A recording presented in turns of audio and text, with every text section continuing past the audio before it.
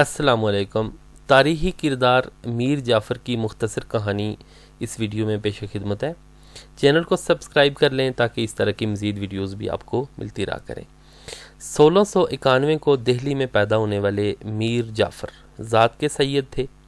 ان کے والد کا نام سید احمد نجفی تھا اور دادا سید حسین طباطبائی تھے، جو نجف سے عراق آ کر آباد ہوئے۔ یہ خاندان اورنگزیب عالمگیر کی دعوت پر 1675 میں ہندوستان آ کر آباد ہوا۔ طباطبائی مغل دربار میں قاضی تھے اور انہوں نے اورنگزیب عالمگیر کی بھانجی سے شادی کی۔ میر جعفر کی پھوپھی اور طباطبائی کی بیٹی بیگم شرف النساء نواب بنگال علی وردی خان کی بیوی تھیں۔ علی وردی خان ہی کے زمانے میں میر جعفر بنگال آئے۔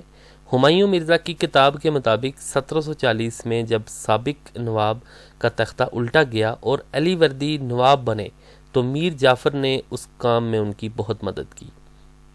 سپہ سالاری کے دور میں میر جعفر نے مرہٹوں کے خلاف جنگ میں بھی کامیابی حاصل کی۔ بیچ میں 2 سال میر جعفر معزول رہے، لیکن جیسے ہی بنگال میں حالات بغاوت والے ہوئے تو علی وردی نے میر جعفر کو دوبارہ سپہ سالار بنا دیا۔ پاکستان کے پہلے صدر سکندر مرزا کے بیٹے ہمایوں مرزا کے بیٹے کی کتاب فرام پلاسی ٹو پاکستان کے مطابق مرنے سے پہلے علی وردی خان نے میر جعفر سے وعدہ لیا کہ وہ ان کے نواسے سراج الدولہ کو نواب بنانے میں اپنا کردار ادا کریں گے۔ میر جعفر نے وعدہ نبھایا، لیکن سراج الدولہ جیسے ہی نواب بنے تو میر جعفر کو عہدے سے ہٹا دیا اور ٹھیک ٹھاک بے عزتی بھی کی۔ اس کتاب کا ذکر رواں سال فروری میں صدر عارف علوی نے اپنی پڑھی ہوئی 10 کتب میں کیا تھا۔ ہمایوں مرزا پاکستان کے سابق صدر سکندر مرزا کے بیٹے تھے اور میر جعفر ہی کے خاندان سے تھے۔ نواب سراج الدولہ اپریل 1756 میں جب بنگال کے نواب بنے تو ان کی عمر 23 سال تھی اور علی وردی خان کے بعد وہ بنگال کے آخری نواب ثابت ہوئے۔ انگریزوں سے جنگ چھڑنے لگی تو پھر سراج الدولہ کو میر جعفر یاد آ گئے، چونکہ وہ ان کے بزرگوں کے زمانے سے کئی بغاوتیں کامیابی سے کچل چکے تھے اور جنگوں میں اہم فیصلہ ساز رہے تھے۔ سراج الدولہ چاروں طرف سے سازشوں کے خوف میں مبتلا تھے اور میر جعفر پہ انہیں اعتماد بھی نہ تھا۔ میر جعفر نے انگریزوں کو یہ تک لکھا کہ جب میں نواب کے پاس جاتا ہوں تو مجھے قتل ہونے کا خوف ہوتا ہے۔ بعد میں میر جعفر پھر بغاوت کے الزام میں ملوث ہونے کے بعد قلعہ بند ہو گئے اور میر مدن نامی نائب سپہ سالار نے سراج الدولہ کی فوجی کمان سنبھالی۔ خالد احمد کے فرائیڈے ٹائمز میں چھپے ایک مضمون کے مطابق سکندر مرزا نے صدر رہتے ہوئے کبھی اپنے شجرے پر بات نہیں کی، چونکہ انہیں ہمیشہ اس پر شرمندہ ہونا ہی سکھایا گیا تھا، لیکن بعد میں ہمایوں مرزا نے اپنی کتاب فرام پلاسی ٹو پاکستان میں اس معاملے کی ساری تفصیل ڈھونڈ کر بیان کی۔ تو ہمایوں مرزا کہتے ہیں کہ میر جعفر کے پاس سراج الدولہ کے خلاف بغاوت میں شامل ہونے کے سوا کوئی چارہ نہ تھا، ایک تو ہر وقت کی بے عزتی اور پھر مسلسل قتل ہو جانے کا خوف۔ ولیم ڈیل ریمپل اور ہمایوں مرزا کے مطابق میر جعفر نے پلاسی کی جنگ سے 3 دن پہلے انگریزوں کو خط لکھا کہ چاہے انگریز جیتیں یا سراج الدولہ وہ نیوٹرل رہیں گے۔ اب جنگ شروع ہوئی۔ مین کمانڈ میر مدن کے پاس تھی، باقی اتحادی کمانڈرز میں میر جعفر بھی شامل تھے۔ پہلے تو فوجیوں نے بڑھنے سے انکار کیا کیونکہ ان کی تنخواہیں نہیں ملی تھیں۔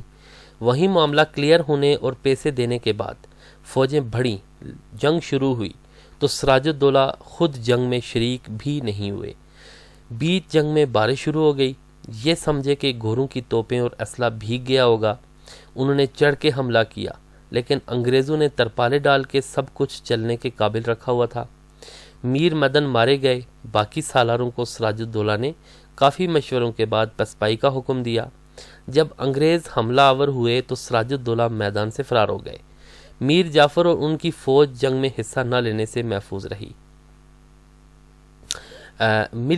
مورخ ولیم ڈیل ریمپل کے مطابق میر جعفر صرف ایک ایسا چہرہ تھے جو سامنے تھا، ورنہ پیچھے کئی درباری اور نواب سراج الدولہ کے اہم عہدیدار موجود تھے۔ ہاں، انہوں نے یہ ضرور لکھا کہ انگریزوں نے جب بارش میں حملہ کیا تو میر مدن کے مرنے پر میر جعفر نے اپنی فوجیں فرار کروا دیں اور ان کو دیکھ کر باقی فوج بھی فرار ہو گئی۔ کچھ مرخین نے یہ بھی لکھا کہ میر جعفر سے مشورے کے بعد سراج الدولہ نے جنگ روکنے کا فیصلہ کیا، لیکن فیصلہ بہرحال نوجوان نواب کا تھا۔ جون 1757 میں جنگ ہارنے کے بعد 24 سال کے نواب سراج الدولہ جہاں چھپے، وہاں سے جولائی 1757 میں ایک مخبری پر میر جعفر کے داماد میر قاسم کے ہاتھوں گرفتار ہوئے۔ Mir Jafar history of military transaction of the British nation in Hindustan نامی کتاب کے مطابق اپنے مشیروں سے صلاح لے رہے تھے کہ سراج الدولہ کو ملک سے باہر یا ملک میں ہی قید رکھا جائے یا سزائے موت دی جائے، کیونکہ اس معاملے میں ان کی اپنی کوئی خاص رائے نہیں تھی۔ لیکن میر جعفر کا 17 سالہ بیٹا 100% سراج الدولہ کو مارنے کے حق میں تھا۔ میر میراں جعفر نے اپنے ساتھیوں کے ذریعے اسی رات نواب سراج الدولہ کو قتل کروا دیا۔ تاریخ دانوں نے میر جعفر کو لائق سپہ سالار لیکن نااہل حکمران لکھا ہے۔ میر جعفر کو جنگ پلاسی کے بعد انگریزوں نے حکمران بنایا، لیکن بہت جلد انہی انگریزوں سے میر جعفر کو دی اولڈ فول اور ان کے بیٹے میراں کو the worth less young dog کا خطاب ملا اور بنگال کی سلطنت تیزی سے روبہ زوال ہونے لگی۔ فروری 1765 کو میر جعفر کا انتقال ہوا۔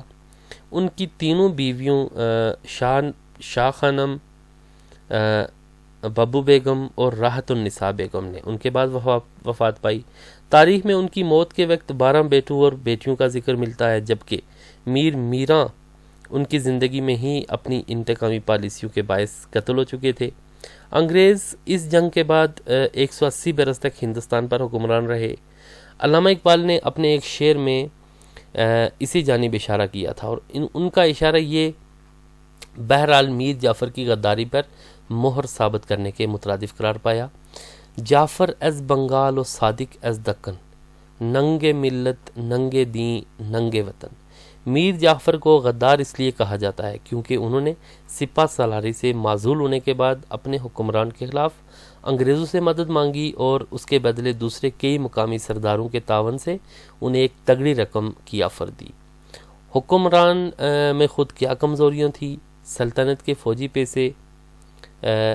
فوجی صرف پیسے کے لیے لڑتے تھے یا وفادار تھے؟ حکمران جو ہے نا، حکمرانی کی جنگ میں کیا اس سے پہلے اور بعد میں یہ سب کچھ نہیں ہوا؟ یہ وہ سب سوال ہیں جن کا جواب تاریخی کتابوں میں بآسانی ڈھونڈا جا سکتا ہے۔ بہت شکریہ دیکھنے کے لیے۔ امید ہے آپ کو اس ویڈیو سے میر جعفر تاریخی کردار کے حوالے سے کچھ نئی معلومات لازمی ملی ہوگی۔ تو پھر آپ سے کسی نئی ویڈیو میں ملاقات ہوگی، تب تک کے لیے بہت شکریہ۔ اللہ حافظ۔